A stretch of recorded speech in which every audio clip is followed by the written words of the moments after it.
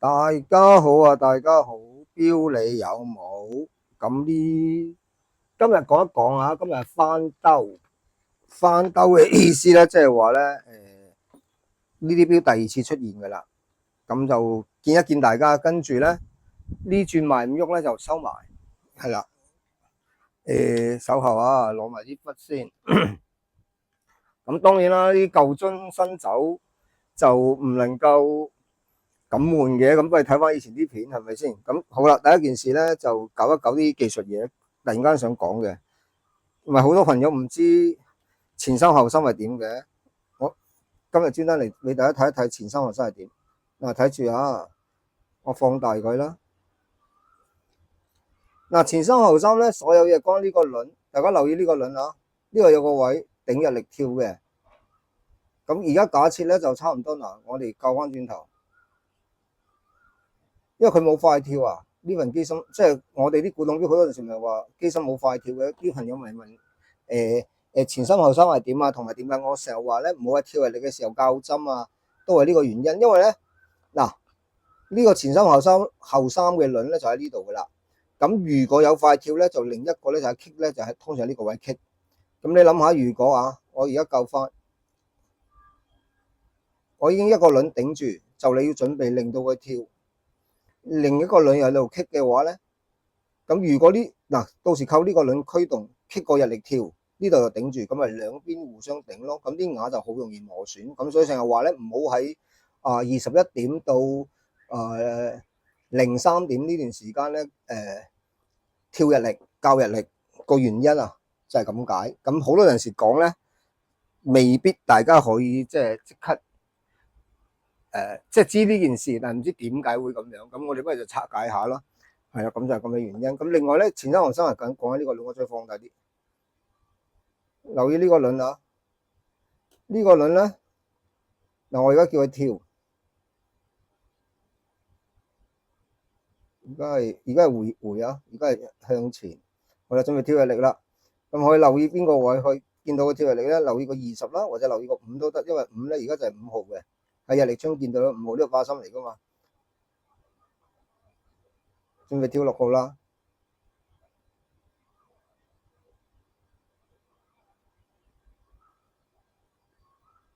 見唔見到6號？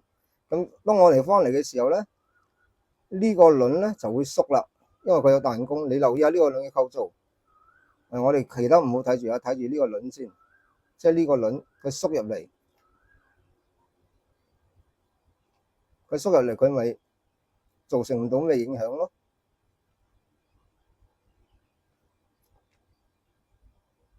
咁過咗條瓦之後咧，佢就會彈翻出嚟噶嘛。其實即係呢啲係互相個力度點樣計嘅啫。好啦，佢彈咗出嚟啦，即係準備下一次嘅前心後心啦。擔住支煙難講啲啊。咁呢個時候咧，我哋又講第二樣嘢啦，跌咗嘢添。正因為咧嗱，佢呢個輪負責 kick 嘅啫嘛。咁如何令到個定位咧，就靠呢一粒手後啊！我攞多支架撐先，攞啲硬啲嘅架撐。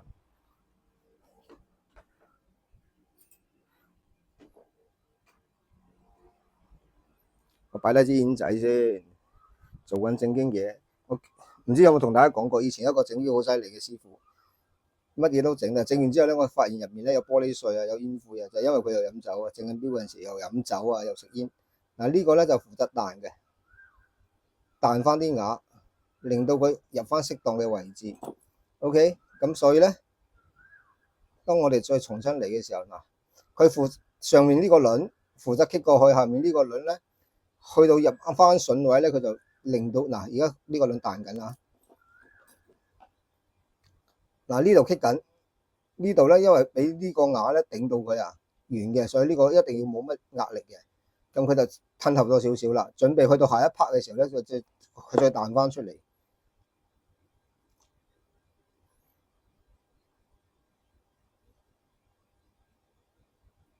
係咪 ？OK， 好啦，呢個第一點啦。咁跟住咧講下第二點咧，我都聽到有人講嘅，佢話前心後心咧就容易十反鬆。咩叫十反啊？嗱，拎走呢個輪，呢個叫時輪，下低呢支就十反啦。呢個就叫十反。因為呢個咧同中間嗰條管咧係唯一冇靠齒輪驅動嘅，係摩擦嘅。我應該之前都同大家講過。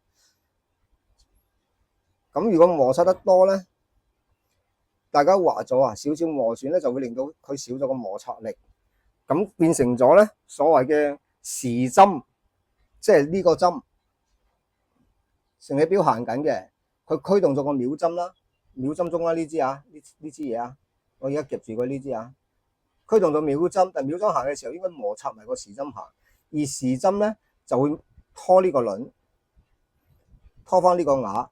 嗱，呢個瓦咧喺邊度咧？呢個瓦咧，我而家好似喺顯微鏡度做嘢咁。呢個瓦咧就會帶翻呢個瓦，就帶翻個時針啦。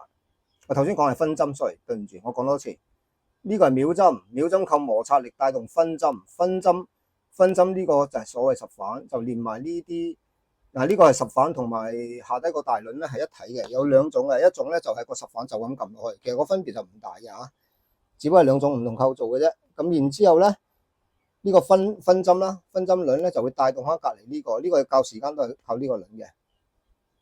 咁咧佢就會再拖翻轉頭喺呢個齒突出嚟嘅呢個齒。嗱，呢個係為之一體嘅輪啊，呢個係一個輪嚟嘅，上高有好多個齒，咁呢個齒就會帶翻時輪去行。咁有啲人話十反鬆咗點啊？十反鬆咗唔會行快嘅，唔好意思啊，你記住一件事先，十反鬆咗唔會行快，係會以為佢行得好好，但係佢行極都慢，尤其係要最大阻力嘅時候。咩時候係最大阻力啊？就係連埋要跳入力加多個阻力嘅時候，咁佢咧兩邊嘅少少阻力加埋上嚟咧，就會令到佢咩咧？令到秒針行到好好，但係呢個輪咧就唔係點行，因為有阻力，同埋有阻力之餘咧，佢本身個摩擦力又唔夠。其實即係講緊邊個力大邊個力細一樣，即係等於即係唔係講邊位，而係即係講翻一件事。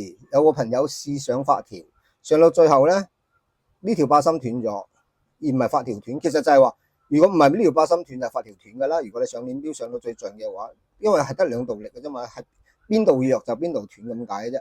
咁摩擦力都一樣嘅，邊度弱咧就邊度行，邊度強嘅就邊度拖住弱去行，一定㗎。所有包括我哋人體結構啊、動力鏈啊嗰啲都係咁嘅意思㗎咋。即係你好大隻，但係你條腳筋好幼，咁你全身都好有力，但係你條腳筋唔夠力，啪一下咪條腳筋斷咗咯。即係咁嘅意思。咁好啦，咁啲人話十反就係因為不停要校呢啲輪去摩擦，去令到佢跳入力，所以咧佢就容易鬆。啱嘅，冇錯嘅，係容易鬆。容易鬆嘅原因係你不停要校入力咯，因為你不停要前三後三校入力啦。你嘅鬆嘅程度咪比起快跳，即係簡單啲講係磨損嘅程度比快跳嘅大咯，大幾倍㗎。因為你要前三後三，咁即係坐底要校15分鐘至20分鐘，因為前三後三唔係好準，咁係會有呢個情形出現。咁但係咪一個弊病咧？咁當年個技術係咁㗎嘛。咁我見到有人話去黐翻呢個十反，去黐翻呢個十反，你黐就死㗎啦，頂唔到幾耐嘅啫。唔好做呢啲事。有兩個做法，最好嘅做法當然係換咗佢啦。第二個做法咧，需要你有高超嘅技術。即係我講完之後，又有啲人話啦，唔係好高超嘅技術，高超嘅手感啦，鉗一鉗佢，你鉗一鉗佢，俾翻啲摩擦力佢咪得咯。但係你鉗過龍咧，個十反緊得滯，你連針都校唔到㗎。係啦，即係呢啲嘢其實又未必需要講，講咗有人又會跟。咁但係網上嘅資訊其實公開嘅，有陣時總之我口痕就講，咁你聽到緣分聽到你就聽啦。咁你鉗一鉗佢咧，點樣輕微鉗咧？嗱，如果我師傅咧，佢好簡單嘅啫，佢一鉗咧一下就到㗎啦。我冇呢個本事，我會點咧？我會將呢個輪攞出嚟，攞支油針穿過去，即係話我至少保證唔會俾我一嘢就鉗到扁咗，即係一嘢就扁晒。咁我攞啲油針佢作為保證咗個油針個厚度先。咁油針個厚度咧，個直徑咧，個粗度咧就應該同啲秒針輪係接近嘅。係啦，如果唔接近嘅，你咪磨咯，或者你攞一支廢嘅秒針輪穿過去之後先鉗咯。咁好啦，咁鉗完之後都仲會可能緊過龍，咁點咧？一定要落標油㗎啦。咁如果落標油都係仲係偏緊，嗱，少少緊，少少鬆咧就有得執嘅，少少鬆你咪鉗多下咯，少少緊嘅話咧，有啲蚊型錯，好似一支針咁樣嘅錯，咁咪鑽入去穿兩即係轉兩下得噶啦，咁咪俾佢鬆翻啲，轉兩下再試下，哦 OK 啦，咁咪得。如果唔 OK 咪轉多下咯。轉嘅意思即係點咧？將啲錯穿入去個管入面，跟住咁樣轉夠噶啦。嗱，玩錶嘅嘢咧，其實真係好磨性格嘅，即係我咁燥嘅性格都可以磨到冇性格就係咁解。因為每一樣嘢咧，你一過咗龍咧就瀨嘢嘅，所以咧你借手借腳啊，輕輕微微啊，係咁意就夠噶啦。情願未夠砌多下，就係咁嘅意思。咁至於黐實反咧，呢件事係絕對不可取噶。黐實反啊、焊實反啊、駁翻佢啊，呢啲全部都不可取嘅，因為個強度全部都唔夠嘅。你改變咗個原本嘅結構啊，係啦。咁我要講呢樣嘅啫。咁呢個就係前衫後衫嘅，咁啊費事專登整條片講埋啲咁無聊嘅嘢啦。我啱啱玩錶嘅時候咧，試過出現咗咁嘅情況。咁問一個啦，而家都老友啦，當時啱啱識嘅啦。我話喂，點搞啊？佢誒俾100蚊我幫佢搞掂佢咪得咯。我俾100蚊佢，我鉗一下咯，100蚊俾佢鉗一下咁解啫。係啦，講緊10幾20年前啊，100蚊鉗一下，我覺得哇咁好賺嘅。但係原來唔係㗎。我俾個資料俾大家睇下，邊間整錶公司唔講啦，我都係朋友 send 俾我嘅。我攞個手機出嚟，我睇下點樣遮法。你大家望一望，好鬼好笑噶！整一隻咧，整一隻錶，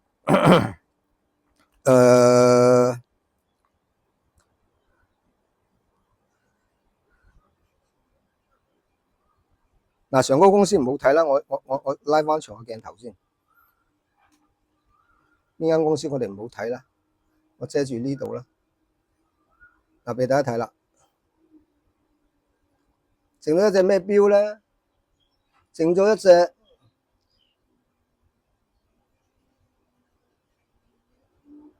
勞力士嘅4130，4130咧，大家玩開錶嘅，又係玩開撈嗰啲人就知噶啦。我睇下見唔見到先。嗱，呢度大家見到啦，勞力士4130啦嚇。咁佢整咗個項目包括乜嘢咧？嗱，有埋報價單俾大家睇啦。抹油保養啦，加防水啦，加呢個維修自動夾板啦，就7000幾蚊嘅。更換個自動台咧就11960。咁呢個自動台使唔使咁嘅價錢咧？如果你換就要嘅，咁但係其實自動台係唔使換噶嘛。即係我唔係吉人啦，自動台唔應該換噶。換啤令嘅啫嘛。咁你個啤令可以種翻落去噶嘛？除非我唔知啦，咁唔需要咁嘅價錢嘅。咁同埋大家都知揾勞力士零件係有得揾噶嘛，有得買噶嘛，即係二級市場有得買噶嘛。咁啊維修擺輪啦，即係 balance 嗰個啦，即係油絲擺嗰度啦。咁我唔知點維修啦，呢啲係任你講嘅啫。咁啊2000幾蚊。咁更換時輪，時輪係咩咧？頭先嗰個即係後面嗰個時輪咪即係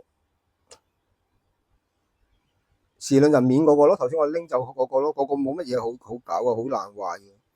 就換咯，因為用來咗磨損咯，換咯。但係個價錢係幾多咧？最終價錢整一隻4130應該係16520啊，即係唔新唔舊嘅地通拿啊，又唔係 Polymer，因為 Polymer上鏈噶嘛。咁佢左全部搞咗出嚟咧就28060蚊啊，嗰個維修費用。OK， 你睇唔睇到嘢？咁佢評論隻錶係咩咧？就客人嘅錶咧，現價有9折，錶帶、錶殼、底蓋咧有花啦，玻璃有花啦。咁呢啲打磨換啦，你去廣州搞嘅話幾嚿水啦嚇，500蚊、800蚊。廣州搞嘅話，咁如果係香港搞嘅話，1、2千蚊要嘅，咁佢 free 咗俾你喎又。咁啊，隻錶出現個徵象係咩咧？就係手錶擺幅偏低啦，自動儲存不足啦，即係行得唔準啦，行得唔好穩啊。記住一個好重點嘅嘢，最貴嗰樣嘢佢冇講嘅，佢冇講話計時嗰邊有問題，因為一隻地通拿咧最容易奶招嘅話咧就係計時嗰個輪真係萬幾蚊嘅，買翻嚟都係萬幾蚊嘅。咁如果個輪出現問題會點咧？就係歸零不正啦，每次都唔同位啦。咁試過就係點解咧？幫佢換過，即係幫人買，唔係我換。幫一個順德整錶嘅師傅喺香港買咗一個，我冇記錯8000定1萬嘅要。咁嗰個咧佢就係點咧？就係個輪咧已經係離合嗰個位咧，佢咪走齒啊？佢係鬆位咗之後咧一鉗就鉗爆咗，係啦，即係據翻頭先講嗰樣嘢，唔好搞呢啲，唔齒輪嘅嘢咧唔好黐啊，千祈唔好黐，唔好行啊，掉咗佢，你最多有得夾一夾嘅啫，就係咁啦。咁啊，整錶原來幾好賺嘅 ，OK， 講明俾大家聽，整錶原來幾好賺。咁你俾呢個價錢嘅話，我都識整。你俾到2萬幾蚊，我包你識整。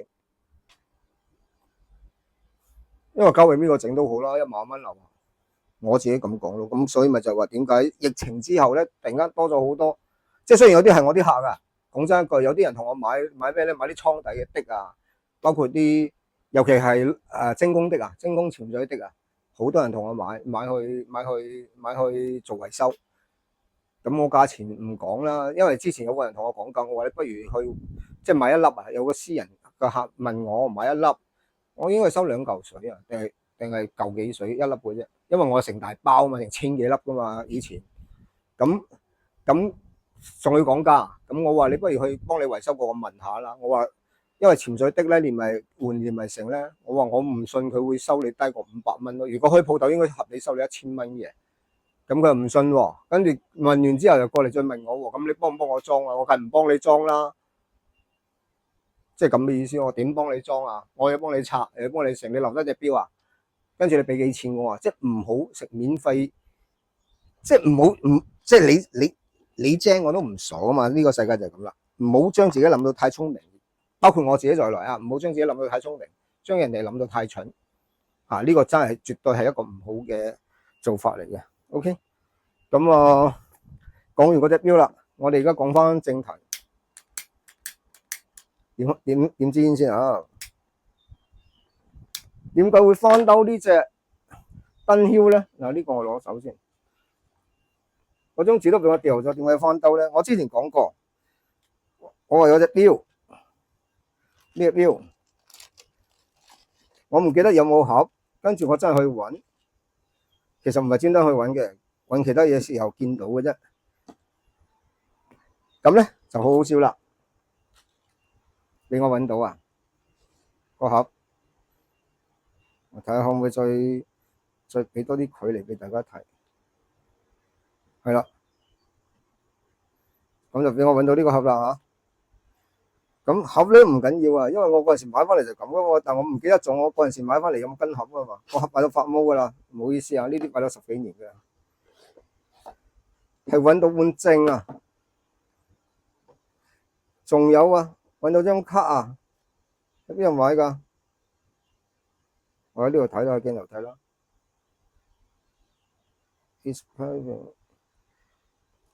亞洲太平洋公司邊間嚟㗎？我唔鬼知喎，唔記得咗。嗱，有得白卡喎，白卡啊！咁即係話我隻錶咧就由呢個無主孤魂就變成咗咧有屋企啦。嗱，發晒毛㗎，對唔住啊，我真係擺咗10幾年，因為吊牌，但係冇吊牌架。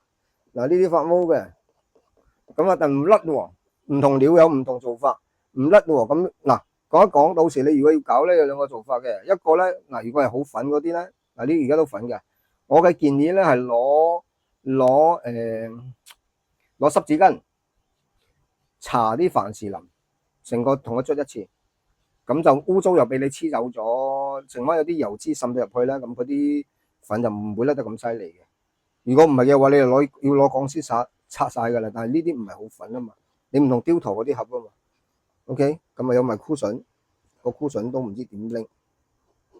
哎呀，嗱粉晒嘅，嗱粉晒都話晒都有咗個盒啦。呢啲錶咧係2010幾年嘅，咁咧呢條帶咧，咁我而家就所有記憶都齊晒啦。嗱呢條帶咧，我當時係一到手我就拆嘅，應該冇帶過。嗱呢個應該係套住隻錶擺箍上嗰陣時個人，係啦，睇後面就知噶啦，因為如果戴咗啲皮會熟咗咧，會深色噶嘛。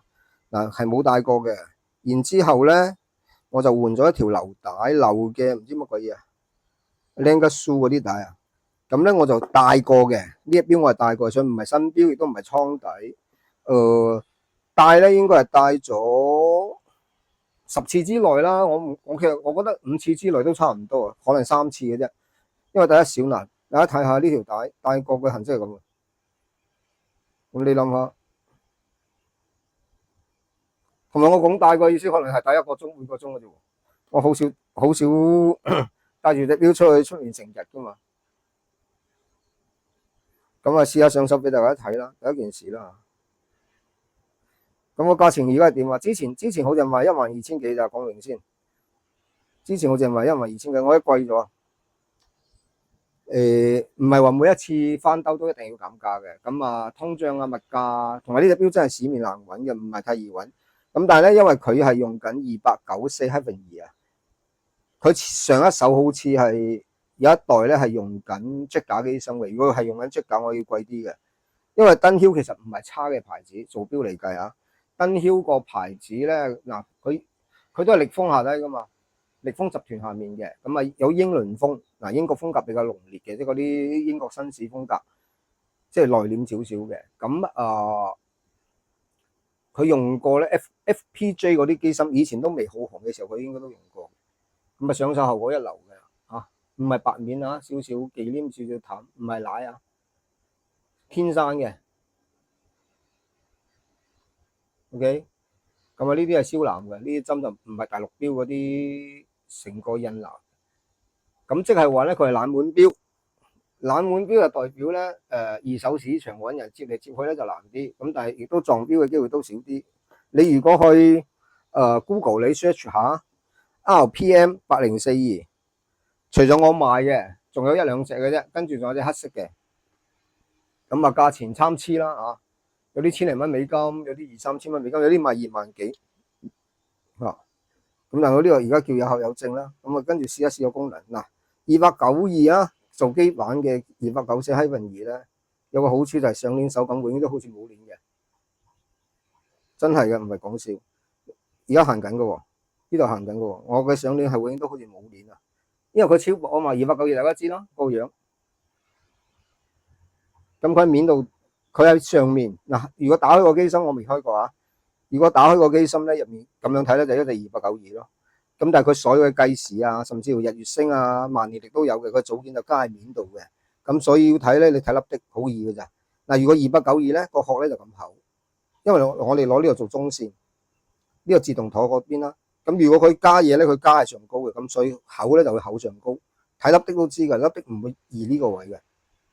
即係大家有陣時要知道，有啲人話224嘅殼咪裝到236咯，未必得㗎，因為236多個星期啊。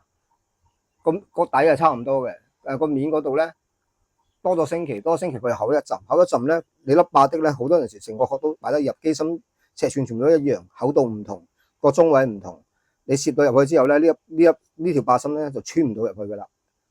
即係236嘅機芯嗰條霸芯未必穿得入去224嘅殼嘅，有陣時唔可以俾咁偷雞嘅。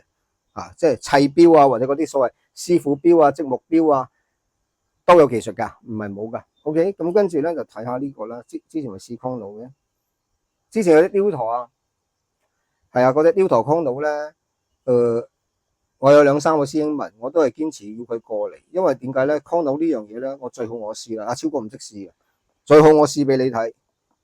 係啊，費事搞壞啊！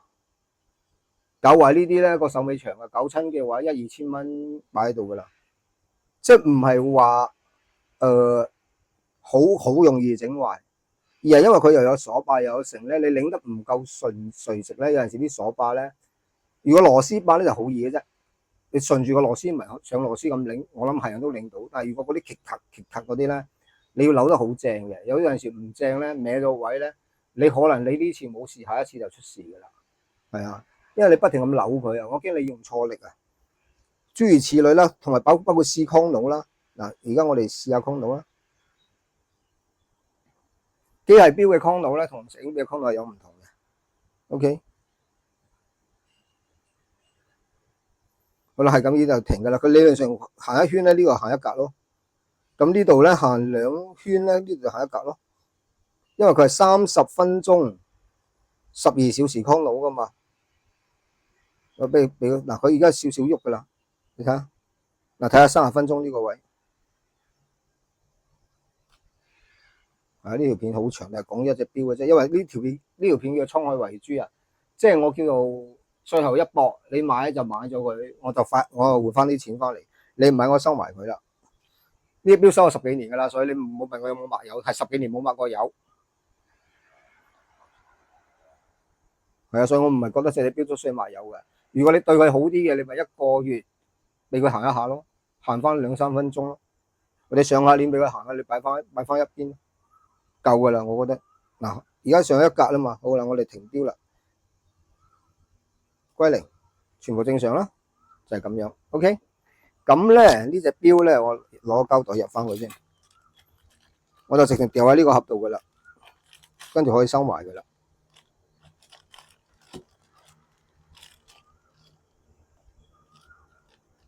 價錢係14,800啊，14,800咧，大家見到啦，連盒同埋正啦。嗱，呢個我收埋先，唔好跌，就入箱底噶啦。咁我可以整理翻啲嘢，擺翻好啲，因為唔好亂啊。因為成日啲嘢咧攞出嚟買，或者有啲師兄睇完咧，我一拎翻嚟，我唔記得咗擺翻原本個位置咧，個結果咧就係我再有揾佢唔到噶啦。咁大家會見唔見到呢度有樣嘢啊？叫做送倉底銀戒指係點解？因為我又發現咗呢套嘢，呢個套送俾你嘅原裝。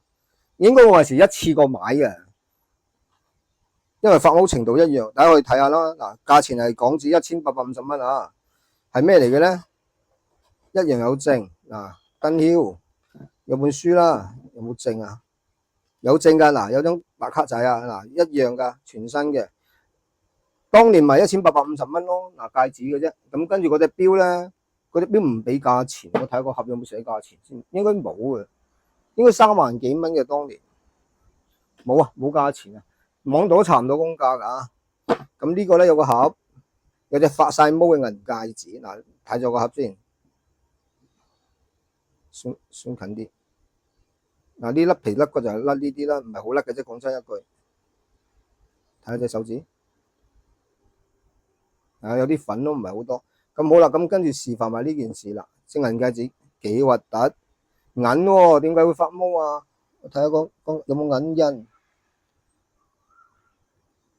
嗱，大家留意下，燈罌啦，925印啦嚇。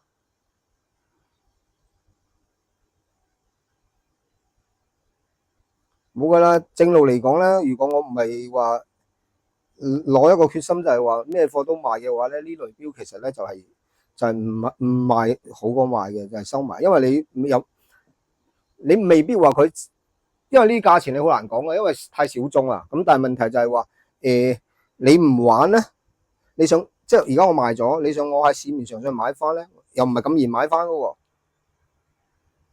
何況咁齊整，咁好啦，而家咁污糟咧，咁就去到我哋今日第2 part 啦，教大家點解見到啲銀或者有啲金嘅嘢，跟住你話發紅發成，因為所有嘢都會生鏽嘅。我攞2張紙巾先。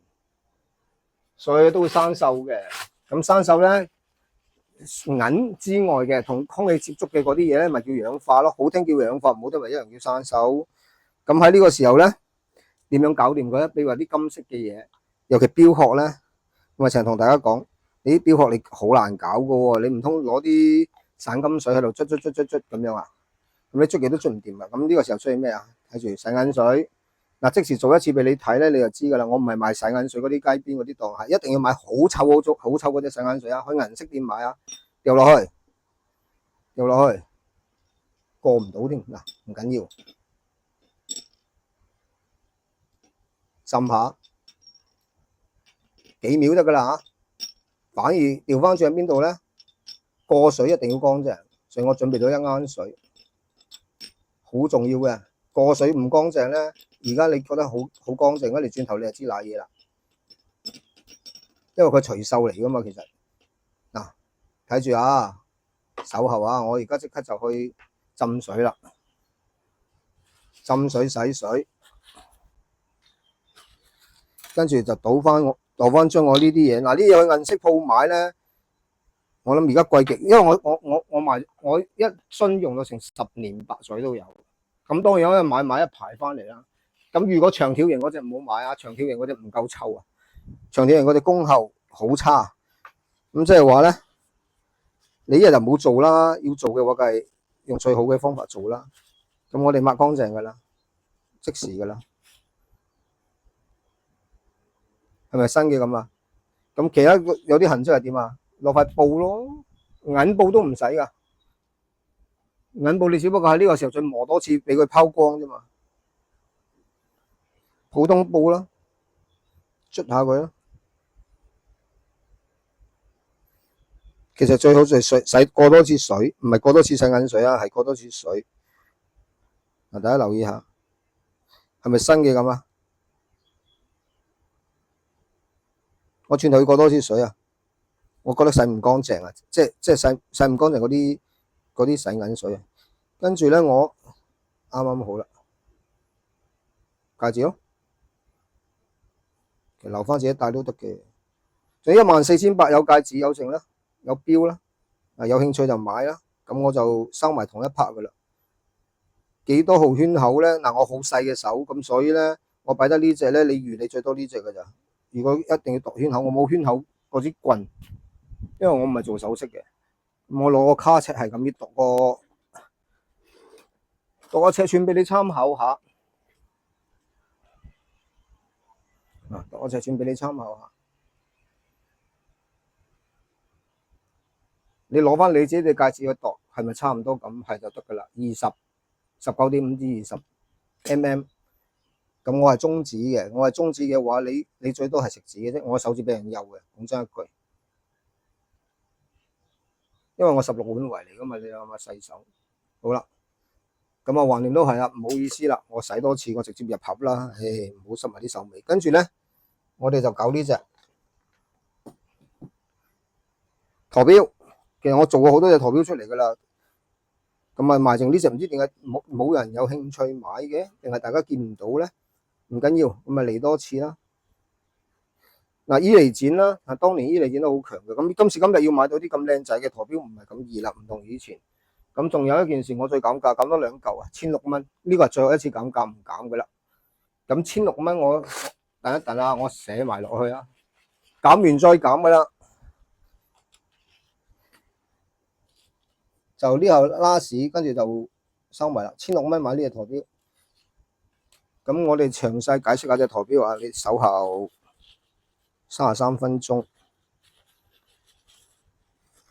我擺翻隻戒指先，就唔冚蓋，轉頭先冚俾佢透下氣。我拎埋一邊，再守候，我攞埋把錶刀，我開多次機芯你睇。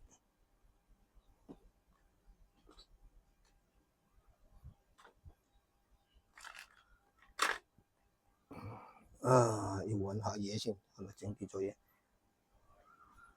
嗱，其實錶刀有2把嘅，呢啲係最常規嘅錶刀啦。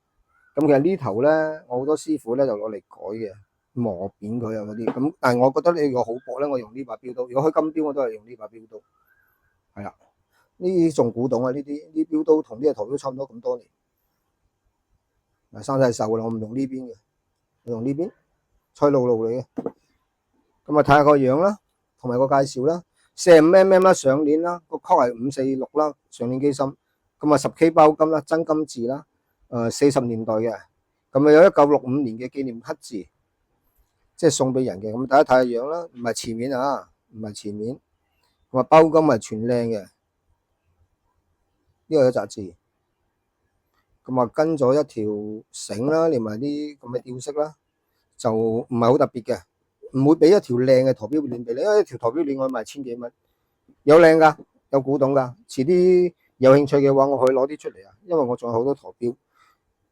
咁啊，揾個刀口，開個機芯俾大家望下。嗱，呢度有個刀口，呢度有個刀口，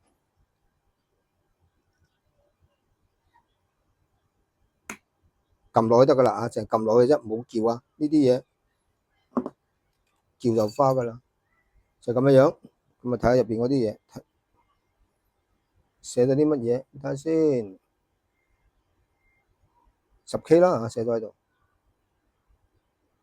，10K 包金，咁啊有埋啲編號啊，乜乜乜啊，諸如此類嘅內容啦。然之後啦，嗱未上鏈㗎呢份機芯啦，試正啦，乾淨啦，15寫其實夠㗎啦。15寫同17寫嘅分別邊度咧？其實大家有陣時唔知有冇留意喺呢度，加埋呢度17㗎啦，上下啊嘛，一對㗎嘛，係啊，冇呢度係15。咁手錶嚟計啊，15寫咧就係基本，而家叫17寫，其實15寫係基本夠㗎啦，係啦，即係最低限度你要有15寫。咁你會發現伊尼戰嘅台錶好多5寫啊、7寫啊嗰啲咧，咪犧牲晒呢啲石眼咯。OK， 我試下上鏈先，呢啲冇避震㗎，4口鏈，即係佢反應算好好㗎啦。釘擺啦，釘擺，但係呢啲釘擺喐唔喐得㗎？有啲喐得，有啲唔喐得㗎嘛，唔喐得嘅斷啦，全圈唔係斷口嘅。OK，就係咁樣樣啦。546機芯，全部寫晒喺度，啊，企理啦，呢啲表係企理嘅。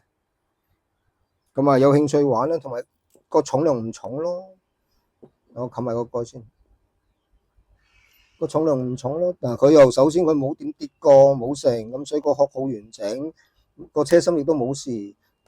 睇個機芯咧，你都會發現維修痕跡唔多，因為有陣時好多維修痕跡噶嘛，會篤到啲螺絲花晒噶嘛，係啦，諸如此類啦。